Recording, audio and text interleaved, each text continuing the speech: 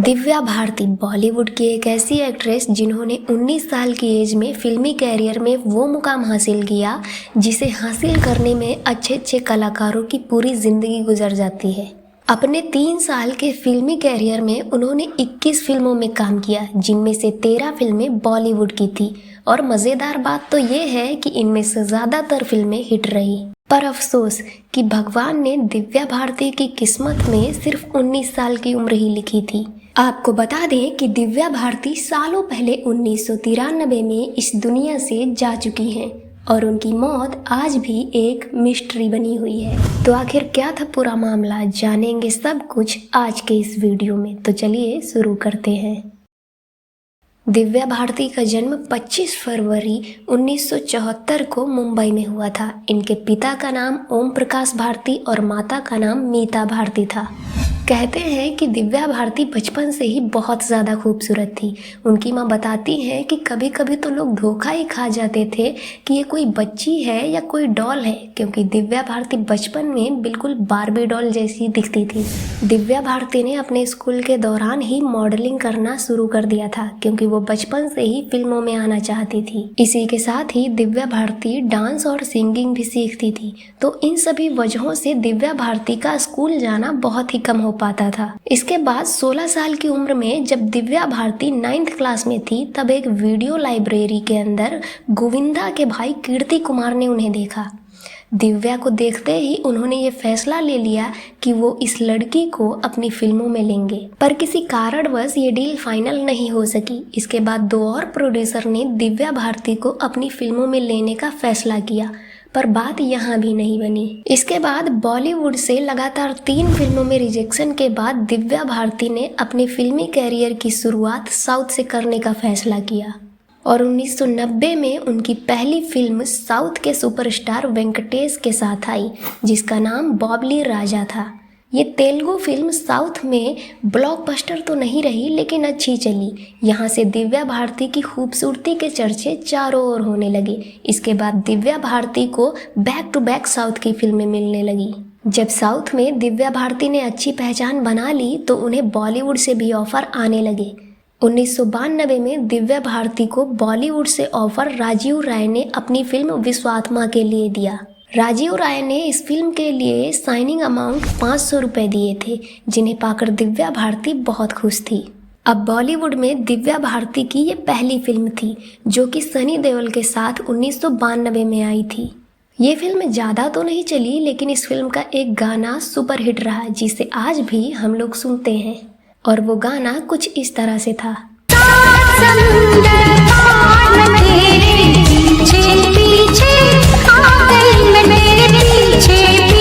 जैसे ही ये गाना सुपर हिट होता है, बॉलीवुड फिल्म इंडस्ट्री में दिव्या भारती का क्रेज बढ़ने लगता है। इस फिल्म के बाद हर बड़ा प्रोड्यूसर दिव्या भारती को अपनी फिल्मों में लेना चाहता था, जिसके बाद उन्होंने बॉलीवुड में एक से एक सुपर डुपर हिट फिल्में दी, जैसे कि 16 और शबनम, गीत जैसी फिल्में। कहा तो यहाँ तक जाता है कि उस समय की जितनी भी बड़ी हीरोइनें थी, उनसे फिल्में वापस लेकर दिव्या भारती को दी जाती थी। दिव्या भारती 1992 में महज 18 साल की उम्र में बॉलीवुड की लीडिंग एक्ट्रेस बन गई थी। दिव्या भारती की जिंदगी में नया मोड़ तब आया जब वो साजिद नाडियाडवाला से मिली। गोविंदा ने दिव्या भारती को साजिद नाडियाडवाला से मिलवाया। यहीं पर दोनों की दोस्ती हुई और समय के साथ ये दोस्ती प्यार में बदल गई और दोनों ने शादी करने का फैसला कर लिया।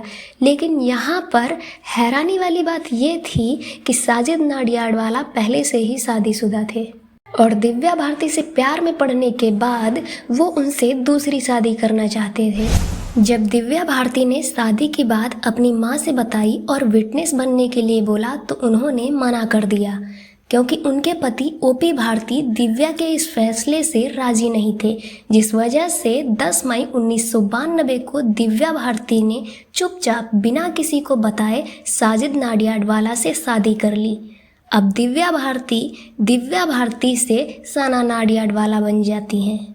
जब बाद में 4 महीने के बाद ये बात उनके पिता ओपी भारती को पता चलती है तो वो अपनी बेटी के इस फैसले से राजी हो जाते हैं। दिव्या भारती ने महीनों तक अपनी शादी की बात किसी से नहीं बताई, क्योंकि उस टाइम पे शादी के बाद एक्ट्रेस को मूवीज मिलना बहुत मुश्किल हो जाता था। इसी समय साजिद नाडियाडवाला ने मुंबई के अंधेरी वेस्ट के वर्सोवा में मौजूद तुलसी अपार्टमेंट के 5th फ्लोर पर एक फ्लैट किराए पर लिया था। दिव्या भारती इसी फ्लैट में अपनी मेड अमृता के साथ रहती थी। इस समय तक दिव्या भारती बहुत बड़ी एक्ट्रेस बन चुकी थी और वो बॉलीवुड के साथ साथ साउथ की फिल्मों में भी काम कर रही थी, जिस वजह से उनका मुंबई से बाहर आना जाना लगा रहता था। अब तक दिव्या भारती बहुत बड़ी एक्ट्रेस बन चुकी थी तो उन्होंने बहुत सारा पैसा भी कमा लिया था, पर अभी तक मुंबई में उनका खुद का कोई घर नहीं था। अपनी इसी कमी को दिव्या भारती 5 अप्रैल 1993 को दूर कर लेती हैं और एक 4 BHK के फ्लैट की डील फाइनल कर लेती हैं। जब दिव्या ने घर खरीदा तो उन्हें उसी दिन रात को हैदराबाद निकलना था, पर प्रोड्यूसर से कहकर उन्होंने हैदराबाद जाने की डेट आगे बढ़वा दी। घर खरीदने की खुशी उन्होंने अपने भाई कुणाल से शेयर की और फिर अपनी फ्रेंड नीता लुल्ला को बताया। दिव्या भारती ने फ्लैट फाइनल करने की खुशी में 5 अप्रैल की शाम को अपने घर में एक छोटी सी पार्टी रखी, जिसमें उन्होंने अपने भाई कुणाल और कॉस्ट्यूम डिज़ाइनर नीता लुल्ला को इनवाइट किया। दिव्या भारती की ज़्यादातर फिल्मों में नीता लुल्ला ही उनके कॉस्ट्यूम डिज़ाइन करती थी। दिव्या भारती को अपनी आने वाली फिल्म के कॉस्ट्यूम के बारे में नीता लुल्ला से कुछ डिस्कस करना था, इसीलिए उन्होंने नीता लुल्ला को इनवाइट किया था। साथ ही उनके पति श्याम लुल्ला भी आए हुए थे। अब नीता लुल्ला और उनके पति रात को लगभग 10 बजे दिव्या भारती के घर पहुंचते हैं। दोनों लोग डाइनिंग रूम में बैठे हुए थे, साथ ही दिव्या भारती भी बैठी होती हैं। इस समय दिव्या भारती के घर में टोटल 4 लोग मौजूद थे। खुद दिव्या भारती, नीता लुल्ला, उनके पति श्याम लुल्ला और दिव्या भारती की मेड अमृता, जिन्होंने दिव्या भारती को बचपन से ही बेटी की तरह पाला था। घर का माहौल कुछ ऐसा था कि सेंटर टेबल पर 2 शराब की बोतलें रखी हुई थी, जिनमें से एक मॉरिसन रम थी और एक ब्लैक लेबल विस्की की बोतल थी। पहले ये लोग विस्की पीना स्टार्ट करते हैं, साथ ही बातचीत भी चल रही थी और टीवी भी ऑन था।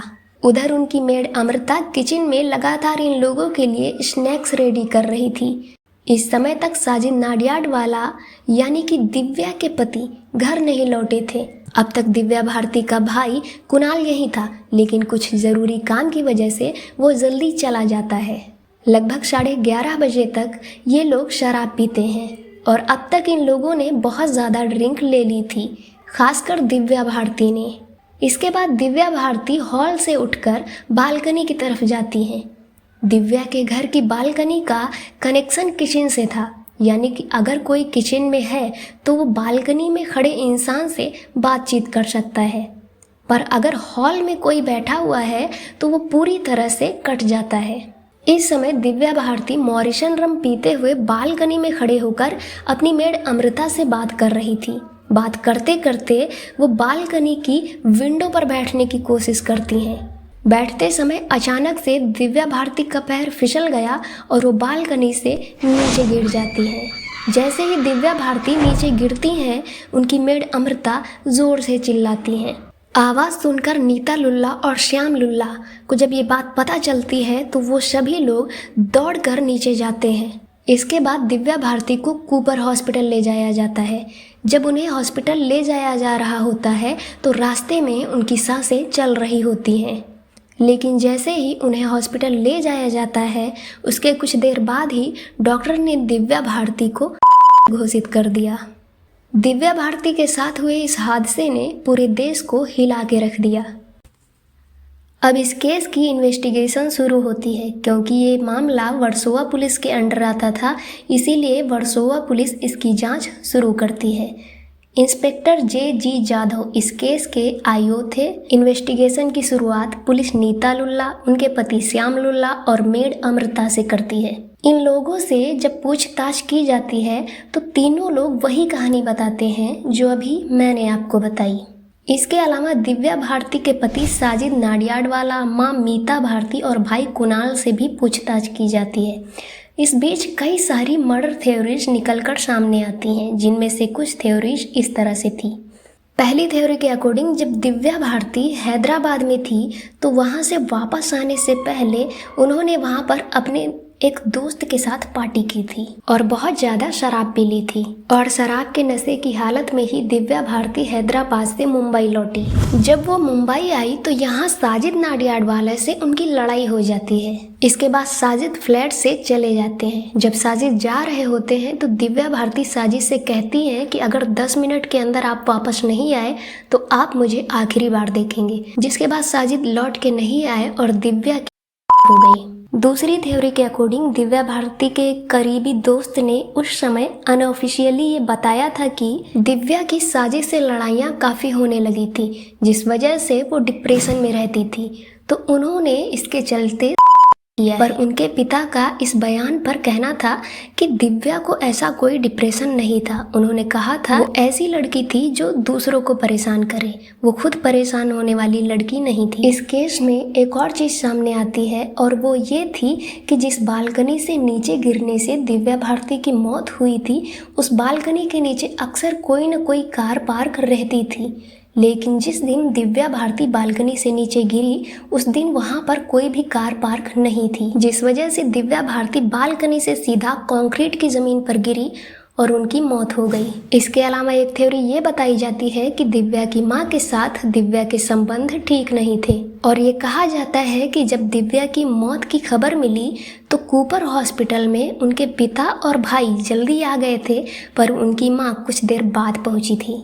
और जब वो वहां पर पहुंची तो दिव्या के भाई और पिता ने उनकी मां को दिव्या की मौत का जिम्मेदार ठहराना शुरू कर दिया कि तुम्हारी वजह से ही ये सब हुआ है।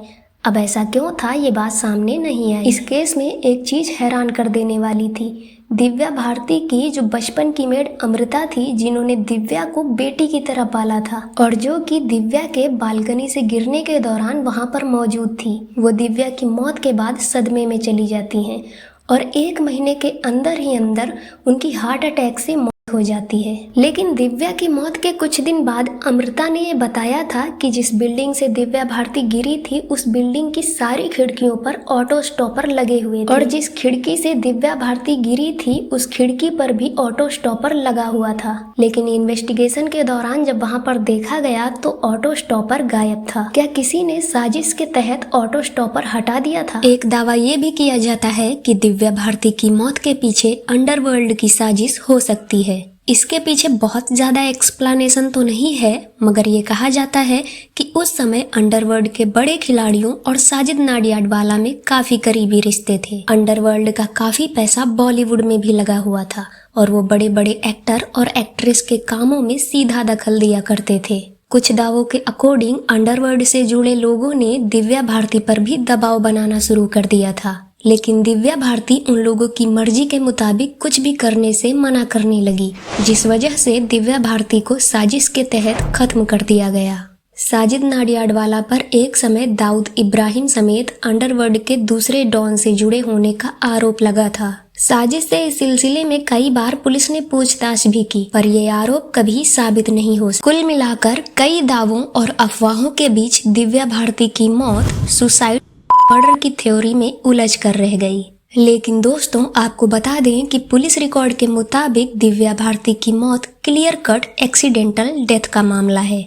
लेकिन आप इस बारे में क्या सोचते हैं, हमें कमेंट बॉक्स में जरूर बताएं।